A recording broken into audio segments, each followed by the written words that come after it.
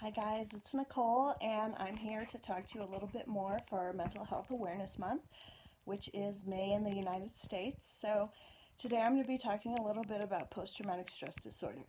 And that's something that I've been struggling with for a long time. I have what's called complex PTSD, which means I have post-traumatic stress disorder from more than one traumatic event.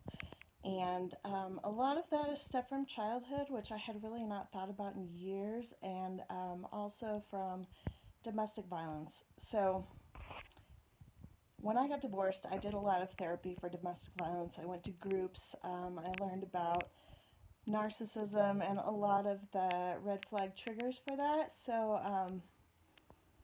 that was really helpful. But then I started noticing those manipulative traits in a lot of other people in my life, and I had to get rid of a lot of people from my life that were really toxic and learn to set boundaries. And for me, setting boundaries has been really, really hard. And I think that's something that's important for those of us who have grown up in a bad situation, because we learned that it's not okay for us to have boundaries. And we learned that it's not okay for us to say no, because people don't take our no for an answer, or they didn't when we were young. And so learning to do that as an adult has really been a struggle for me. And my therapist told me a couple weeks ago, I deserve better than that. And that's the message that I have for all of you today. You deserve better than that. What happened to you is not your fault. What happened to you is not yours to blame. It's to blame on the person that hurt you. And I think that's something we all have to carry inside of us and remember, because we've been living in this fearful mindset for such a long time that coming out of that, it takes a lot of work, because we have these automatic thoughts in the back of our head of, I'm a bad person. I don't deserve to have good things to happen to me. So affirmations I use a lot are, I'm a good person. I deserve good things to happen to me. And sometimes I look in the mirror and I say those to myself, or I start to cry and I can't say them because it's so hard. And a lot of that is a trauma reaction. And for anyone who doesn't have post-traumatic stress and is watching this video to learn some awareness, a big problem with post-traumatic stress that I think people don't realize is we're not just thinking about our trauma all the time. When we think about it, or when something triggers us, we're re-experiencing the trauma.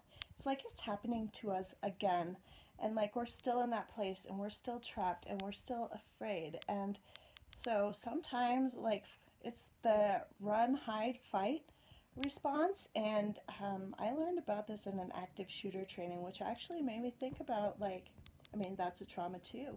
It's a scary situation to be in. So first we try to run. If we can't run, we try to hide. If we can't hide, then we fight.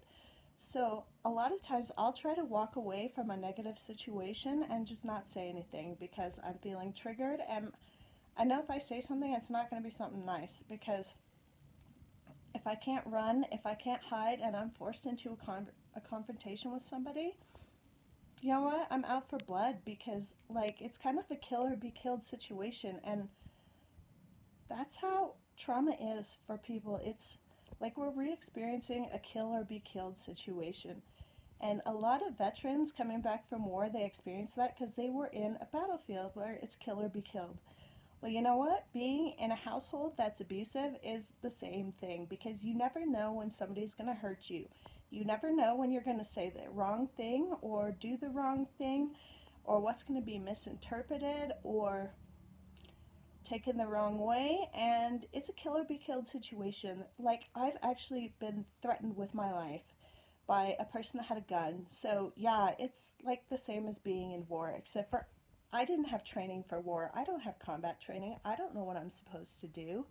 And growing up that way from such a young age, I just learned to be afraid. I learned to be on guard all the time and ready to run, hide, or fight. So next time you're with somebody who has a trauma and you see them being triggered, be their safe place. Be their safe person, because really what we need with our trauma, we need to be safe.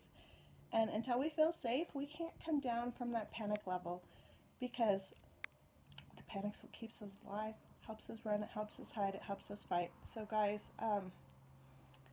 share this video for some post-traumatic stress awareness, and If this is helpful for you, check out my blog. I have some more tips and more research-based information. It's at millennialmom.net, and subscribe to my channel. See you guys in the next video. Thank you for listening.